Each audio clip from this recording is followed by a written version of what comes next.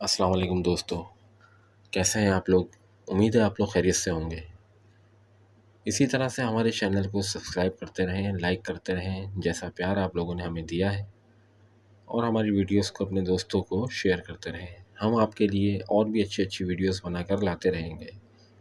دوستو، آج جو میں کہانی آپ کو سنانے جا رہا ہوں وہ 5 دوستوں کی کہانی ہے۔ ویسے اگر میں کہوں کہ یہ میری اپنی کہانی ہے تو بھی غلط نہیں ہوگا۔ جی ہاں، آج سے کوئی 4 سے 5 سال پہلے میں ایک کمپنی میں کام کرتا تھا۔ وہاں میں اور میرے 4 دوست احمد، احسن، غیاث اور بابر، ہم پانچوں ایک ہی کمپنی میں ایک ساتھ کام کرتے تھے۔ کمپنی میں جب بھی کبھی چھٹی آتی تھی ہم پلان بناتے تھے، کبھی کہیں کھانا کھانے کا، کبھی کہیں چائے پینے کا، کبھی کہیں آؤٹنگ کرنے کا۔ اس دن بھی ایسے ہی ہوا، ہم نے سوچا کہ کیوں نہ کہیں ہائی وے پہ کھانا کھانے چلیں، آؤٹنگ بھی ہو جائے گی اور بیٹھ کر کہیں کھانا کھا لیں گے، بیٹھ کر باتیں کریں گے، ٹائم پاس ہو جائے گا۔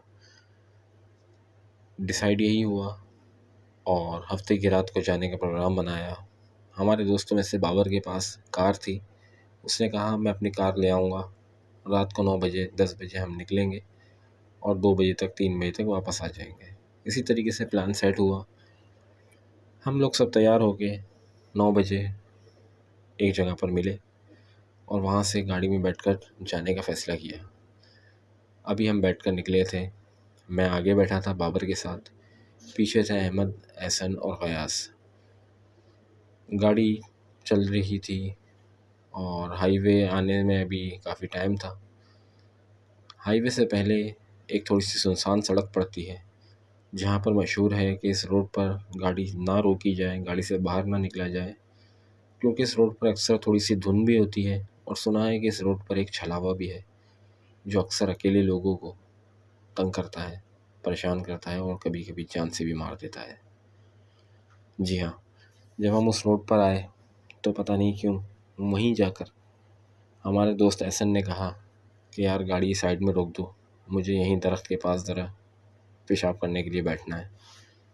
مجبوری تھی، کیا کرتے، ہائی وے آنے میں ٹائم تھا اور ہائی وے پہ وہاں ویسے بھی کوئی ہوٹل نہیں تھا، کم سے کم 1 سے 2 گھنٹے ہمیں لگتے جہاں کہیں ایسا ہوٹل ملتا جہاں واش روم ہوتا۔ ہم نے بولا ٹھیک ہے، ایک مناسب جگہ دیکھ کر گاڑی روکی اور وہاں پر جا کر احسن اپنے کام سے فارغ ہو کر آنے لگا۔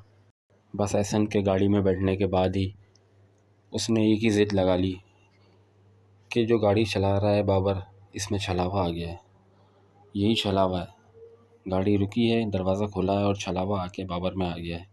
اسی بات پر وہ بحث کرتا رہا، یہاں تک کہ گاڑی میں ہی بیٹھے بیٹھے ان دونوں کی ہاتھا پائی شروع ہو گئی اور ڈس بیلنس ہونے کی وجہ سے گاڑی جا کر ایک جگہ ٹکرائی اور وہاں سے تھوڑا سا آگے جا کے رک گئی۔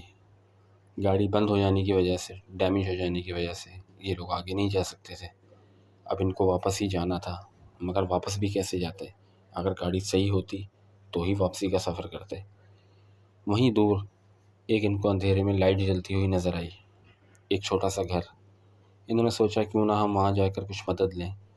یہ وہاں گئے، جا کر انہوں نے دروازہ بجایا تو ایک بزرگ آئے اور انہوں نے کہا، اس آدمی نے کہا کہ آؤ یہاں میرے گھر میں بیٹھو، ہم آرام سے بیٹھ کر بات کرتے ہیں اور مسئلے کا حل نکالتے ہیں۔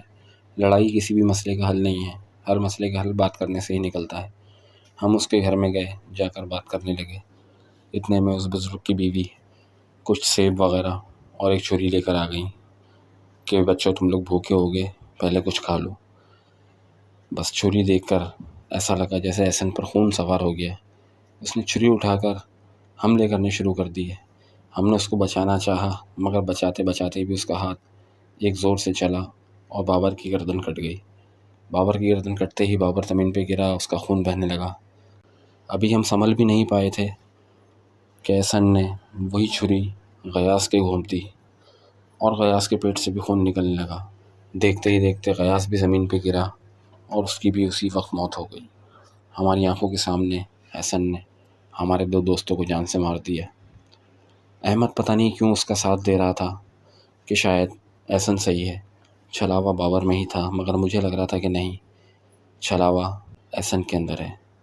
اور وہی ہوا، آپس میں لڑائی کرتے کرتے احسن نے مجھے مارنا چاہا، اور جب اس نے مجھے مارنا چاہا میں نے اس کے ہاتھ سے پتہ نہیں کس طرح سے وہ چھری چھینی اور چھری لے کے، اور احسن وہ چھری سے مجھے مارنے لگا۔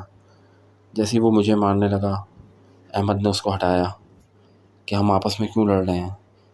ابھی میں اس کو مارنے ہی والا تھا کہ احمد آگے آ گیا، اور احسن پیچھے کھڑے ہو کے ہنسنے لگا کہ اب یہ آپس میں لڑیں گے اور میں احمد کو مار دوں گا۔ یہ دیکھ کر میں نے چھری پھینک کر ماری، احمد کو سائڈ میں کیا اور وہ چھری جا کے احسن کے لگی۔ احسن نیچے گر کے تڑپنے لگا اور احمد میرے اوپر چیخنے لگا کہ یہ کیا کیا تم نے، ہمارے تیسرے دوست کو بھی مار دیا۔ میں نے کہا نہیں احمد، احسن کے اندر ہی چھلا ہوا تھا، ابھی جب تم مجھ سے لڑ رہے تھے تو یہ پیچھے کھڑے ہو کے ہنس رہا تھا کہ دو کو میں نے مار دیا، یہ لوگ ایک دوسرے کو مار دیں گے اور میں یہاں سے چپ چاپ چلا جاؤں گا۔ بس میرا یہ کہنا ہی تھا کہ اس کے اندر سے آواز آنے لگی، جیسے وہ کچھ بڑبڑا رہا ہو، اور بڑبڑاتے وہ آواز ایک دم آدمی جیسی آواز ہو گئی، اور اس نے کہا کہ تم مجھے نہیں مار سکتے، مگر آج تم نے مجھے ناکام ضرور کر دیا۔ اگر تم پانچوں مر جاتے تو میں اپنے مشن میں کامیاب ہو جاتا۔ میں ہمیشہ یہی کرتا ہوں، ہر سال آئے ہوئے لوگوں کو ایک ایک کر کے سب کو مار دیتا ہوں اور کسی کو مجھ پر شک بھی نہیں جاتا، مگر آج تم نے مجھے ہرا دیا، میں اگلے سال پھر کسی اور کا شکار کر لوں گا۔ بس یہ کہتے ہی اس کے اندر سے ایک کالا دھواں نکلا اور آسمان میں چلا گیا۔ احسن مر چکا تھا۔ احمد اور میں اس وقت ایک دوسرے کا منہ دیکھ رہے تھے کہ یہ کیا ہو گیا، ہم کہاں جانے کے لیے نکلے تھے اور ہم کہاں کھڑے ہیں۔ ابھی ہم یہ سوچ ہی رہے تھے کہ وہ بزرگ وہاں آئے اور ہم نے سارا واقعہ ان کو بتایا کہ ایک چھلاوا ہمارے پیچھے لگ گیا تھا جو ہمارے اس دوست میں آ گیا تھا، اور اس نے ہمارے باقی کے دو دوستوں کو مار دیا اور ہمیں بھی مارنا چاہ رہا تھا، مگر ہم بچ گئے کسی طرح اور یہ خود ہی مارا گیا۔ انہوں نے بہت ساتھ دیا ہمارا، ہمیں اپنی گاڑی تک دی کہ تم ابھی فی الحال میری بائک پہ اپنے گھر جاؤ اور بعد میں ان لوگوں کے گھر پہ انفارم کر کے کوئی گاڑی وغیرہ لا کے ان کی باڈی کو یہاں سے لے کر جاؤ۔